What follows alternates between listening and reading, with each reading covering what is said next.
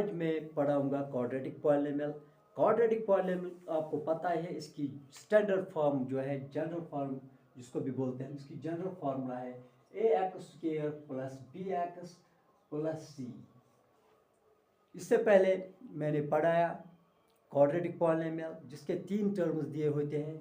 For example x² minus 2x minus 8। इस quadratic polynomial में 3 terms हैं। पहली टर्म है x², दूसरी है माइनस 2x, तीसरी है माइनस 8।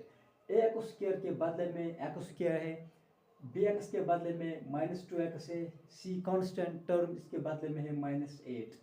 मगर अगर मैं एक और पॉलिनोमियल लिखूंगा 4u² प्लस 8u, ये भी क्वाड्रेटिक पॉलिनोमियल है, लेकिन इसमें 2 ही टर्म्स हैं, इसमें कांस्टेंट टर्म नहीं है। x² के बदले में है 4u², bx के बदले में है 8u, लेकिन x² के बदले में यहाँ वेरिएबल दिया है u²। आज हम सीखेंगे इस क्वाड्रेटिक पॉलिनोमियल को हम कैसे कर सकते हैं, जिसमें सिर्फ दो ही टर्म्स दिए जाते हैं।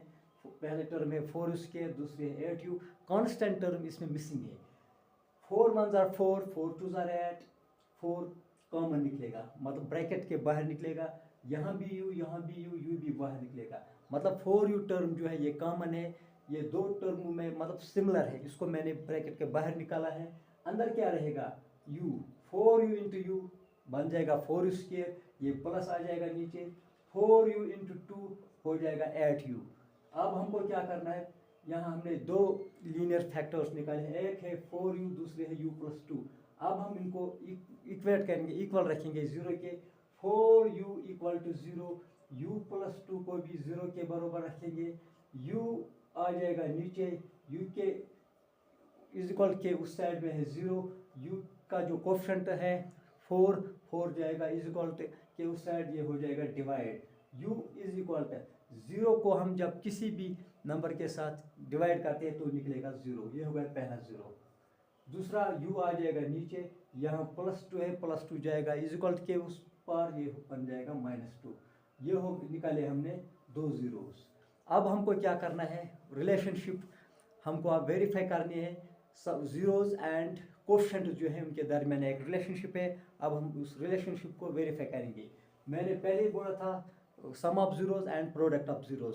सम ऑफ जीरोज क्या हो गया, alpha plus beta is equal to minus B divide by A. Product of zeros alpha into beta is equal to C divide by A. Alpha के बदले में लिखूंगा मैं 0 प्लस बीटा के बदले में लिखूंगा माइनस 2 इज इक्वल टू, ये माइनस आ जाएगा नीचे। बी मैंने पहले बोला था बी किसका कोफिशिएंट है, बी एक्स का कोफिशिएंट है, लेकिन एक्स के बदले में यहाँ यू है, यू का जो कोफिशिएंट है वो है 8, बी के बदले में मैं लिखूंगा 8 डिवाइड बाई ए है। ए किसका कोफिशिएंट है, ए x² का कोफिशिएंट होता है, लेकिन x² के बदले में यहाँ u² है, u² का जो कोफिशिएंट है वो 4 है, ए के बदले में मैं लिखूंगा 4। यहाँ 0 आ जाएगा नीचे, प्लस माइनस हो जाएगा minus 2 is equal to 4 1s are 4, 4 2s are 8, यहाँ आ जाएगा नीचे माइनस 2। 0 माइनस 2 हो जाएगा माइनस 2 इज इक्वल के उस साइड में है माइनस 2, यहाँ भी माइनस 2 इज इक्वल, वहाँ भी minus 2। It means that LHS is equal to RHS। LHS इसके बराबर हो गया, RHS के बराबर हो गया। अब दूसरी है प्रोडक्ट ऑफ जीरोस। अल्फा के बदले में लिखूंगा मैं 0 इंटू बीटा के बदले में लिखूंगा मैं माइनस 2 इज इक्वल टू सी जो है ये कांस्टेंट टर्म है। कांस्टेंट टर्म इसमें है नहीं, कांस्टेंट टर्म इसमें मिसिंग है, इसके बदले में लिखूंगा मैं 0 डिवाइड बाई ए। क्या है, ए किसका कोफिशिएंट है, x² का, लेकिन यहाँ x² के बदले में क्या है u²। u² का कोफिशिएंट क्या है 4, ए के बदले में मैं लिखूंगा 4।